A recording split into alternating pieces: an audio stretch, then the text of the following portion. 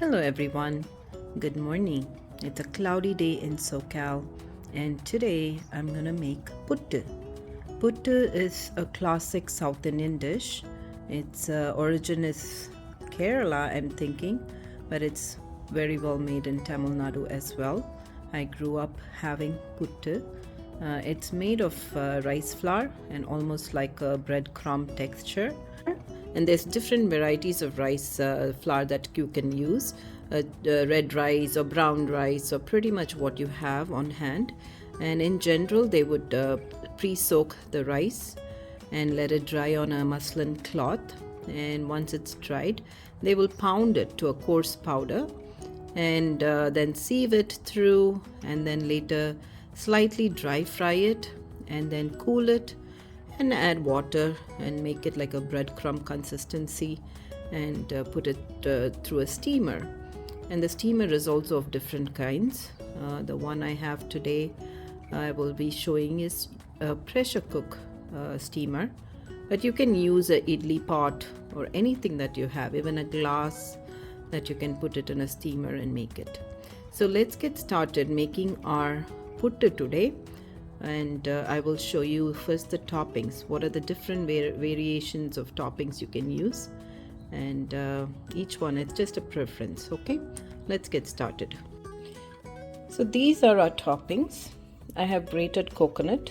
These are the frozen ones that I pick in the Indian store, and this is green gram dal. It's sprouted green gram dal, which comes like this, pretty dry.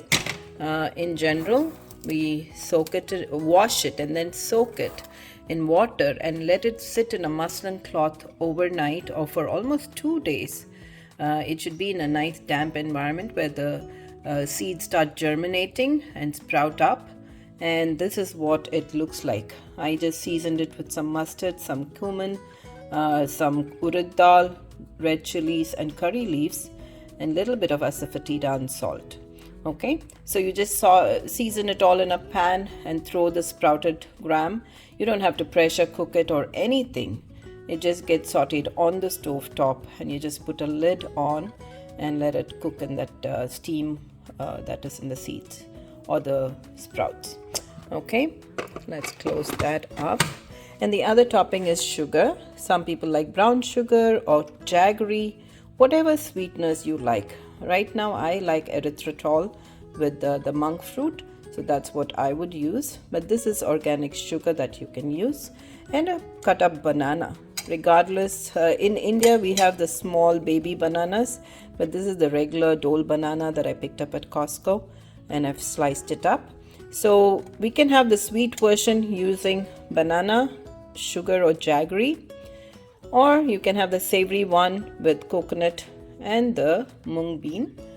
And in general, coconut is the favorite topping for everybody. Regardless of savory or the sweet, you can enjoy it all with coconut, because each layer, as we make the puttu, in between it's alternated with coconut, so you have coconut regardless. And the other option is having the green chana dal, not chana dal, what am I saying, green gram dal with papad, or this is a fritter that you deep fry in oil. It comes in a pack like this in the Indian store. It's called papadam or appalam. Different places of India call it different. In north it is papad. So you just deep fry it in oil, and this is how it doubles up. And this in general is crumbled up into the puttu and added with the green gram dal, and you toss it all together with coconut and eat the puttu. And the other version is the Kerala style, where you have kadla curry. But I didn't have real kadla curry. I was out of it. I had rajma that I made the other day, which I'll be posting soon. And that rajma curry, or pretend this is the kadla curry, okay, that will get mixed in with the appalam and eaten. Okay, so there's various variation. This is traditionally the Kerala style, where they will have the kadla curry, the appalam and the green gram dal. Okay, but in Chennai, when I grew up, I would add banana, my sugar, my coconut, and if we are giving it to little kids, we'll add a bit of melted clarified butter or ghee. Okay, which is really good for the kids. And in general, this is a high carb food, but it has proteins as well in the form of lentils. So it is a nice balanced meal. So I will now talk about the different kinds of flours. So these are the kinds you have ready-made puttu podi. Remember I told you about how we make the rice, soak the rice and then dry it, then grind it and all that stuff. This is a short version.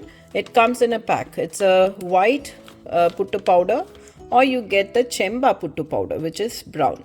So I'll have the kadla curry and the appalam usually when I make the chemba puttu podi. But normally I make the white ones with coconut, banana and grated, and sugar. Okay. And you can also make it with ragi flour. Ragi flour, it is a little softer, but what you can do is slightly fry it, dry fry it and use it and add water later. Okay, and that will also turn into great puttu. And you can make it with whole wheat flour, which is equally good. So there's multiple ways to make it, but this is a nice shortcut method. Even though there's instructions in the back, I would just go try it out in a small batch and see how it suits you and add ingredients based on how you figure it out.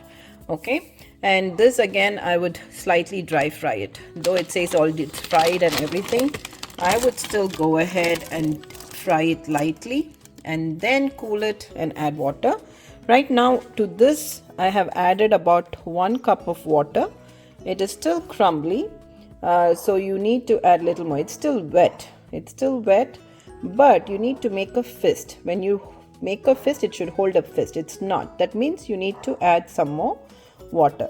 Okay, so let me do that later, but I'll show you the puttu maker. This is how you steam the puttu.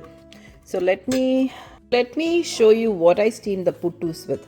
It comes with the cylindrical gadget that has a lid that needs to go up there, but before we put the lid, we need to put a sieve on it.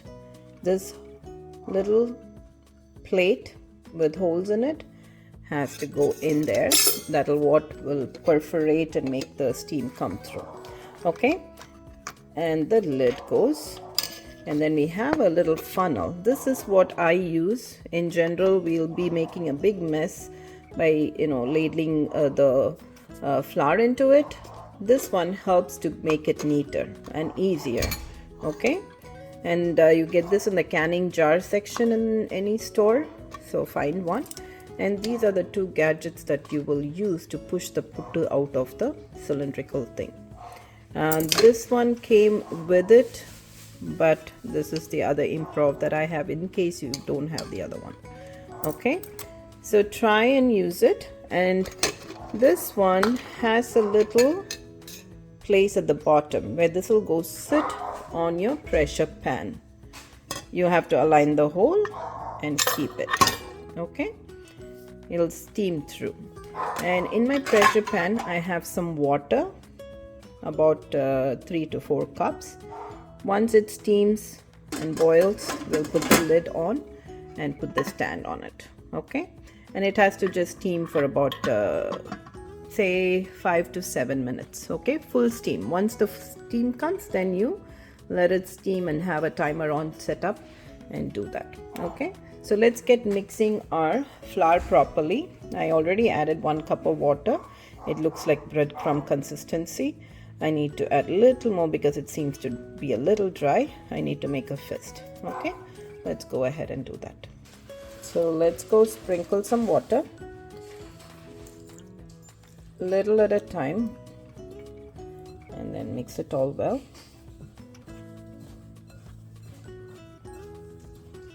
It's still moist from the last water I poured, but it got a little drier. And always keep it covered in between your steaming sessions. So the flour is ready. This is how it looks, and when I make a fist, it should hold a shape. Okay, that means it's ready. So I have my grated coconut ready. It's the frozen kind that I pick up in the Indian grocery store. It's in a freezer aisle. And don't forget to put the sieve in there. And we're gonna put our little funnel, and I have a nice ladle that I'm gonna use. So we'll start off with adding 1 teaspoon of coconut or tablespoon of coconut at the bottom and shake it a little bit so it levels up. And then we'll add 1 scoop of our rice flour, maybe 2. Okay, and level up and add another spoon of coconut and 2 more scoops of rice flour. So you just layer it as you go, making sure you level up in between. And once you're on the top, finish up with some more coconut. Okay,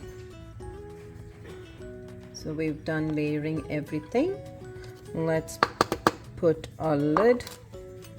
Leave a space on the top if you can, otherwise you can fill it all the way up, doesn't matter. So we'll bring it. My pressure pan is on. I have my water in there, and we're going to align the hole. Okay, make sure you align it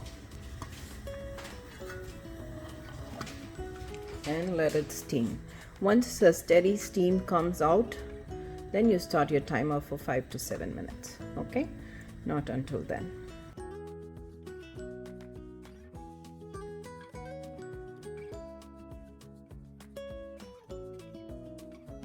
So our puttu is ready. Let's get it out. It's steaming well, and we usually use this to go in the back. There is a hole in the back that you're gonna insert and grate it. Give it a nice push from the back, and your cylindrical puttu is ready. Okay, make sure to take out the plate in the back. It's hot, be careful. And this is ready to be served. There are 2 pieces. I may have one with the savory with an appalam, or my kadla curry, or my green gram dal. Okay, and I will have the other one with my banana, my grated coconut, and my sugar. So I have both the salty and the sweet version.